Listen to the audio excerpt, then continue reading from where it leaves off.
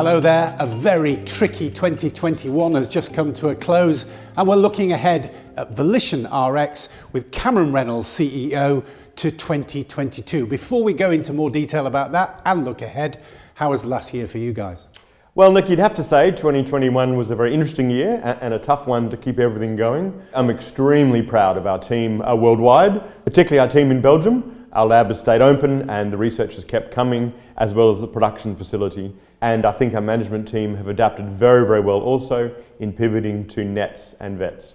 Now, tell me if I'm mistaken. I've been following your company for a long time now. You seemed this last year, and certainly in 2022, to be moving from an R&D company to a commercial operation. Yes, Nick, the team has spent a lot of time developing a fantastic cutting-edge platform, but now it is developed. We're very, very serious about launching products, and I think it's something we can really make a big difference in many, many different areas. We've been hearing about deals being signed with the vet side of things. How much interest has there been in the Nu.Q vet cancer screening test? If you watch our videos from the vet shows, Dr. Tom Butera, who's done an amazing job, really shows that the level of interest from vets themselves. They're really looking for a tool that can help them diagnose cancer in dogs. And I think there's been an extremely large amount of interest from companies in the space as well, looking to help us launch the product. So we've signed our first deal and we're very, very active on the deal front and expect to see a lot more of them in the short term. You've also made great strides in developing wider applications of Volition's nucleosomics technology, particularly in the field of netosis, I understand. Yes, nets is the key killer in COVID. It's actually what does kill you in COVID. It's what also kills you in sepsis and a wide range of other conditions. It's been only really known quite recently, and it's not, we're not detecting COVID or sepsis, we're detecting the body's overimmune response, which happens to be made up of chromatin, large chromatin chains. And what do we measure? Nucleosomes, which are chromosomes. So part of the chromatin. The netosis itself, we're now looking to CE market so we can sell it in Europe, and this is the biggest possible claim you could have: inflammation due to netosis. Something like a CRP-like claim. CRP gets close on 100 million tests per year are given, so it's a huge market.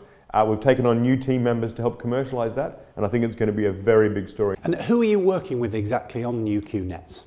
We've worked with a lot of different groups. It's our existing platform, so it actually fits in very well with what we're doing.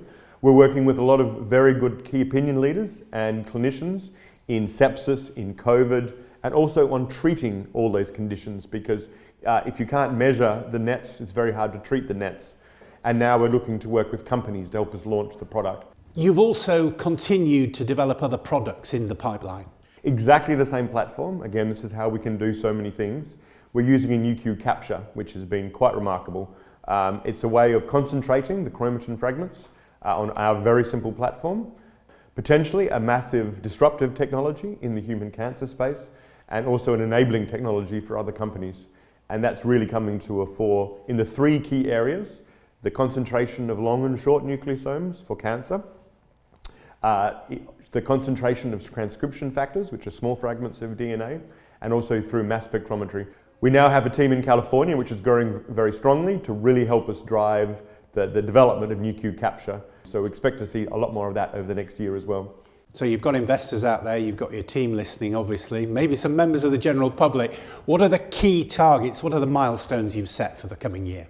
Expect a lot happening in the veterinary space, in netosis. I think we'll have, hopefully we can come back onto some of the human cancers as well. We're looking for some data from Taiwan. We're also working with other groups on the human cancer side in the blood cancers. And then, of course, as we talked about, Nu.Q capture.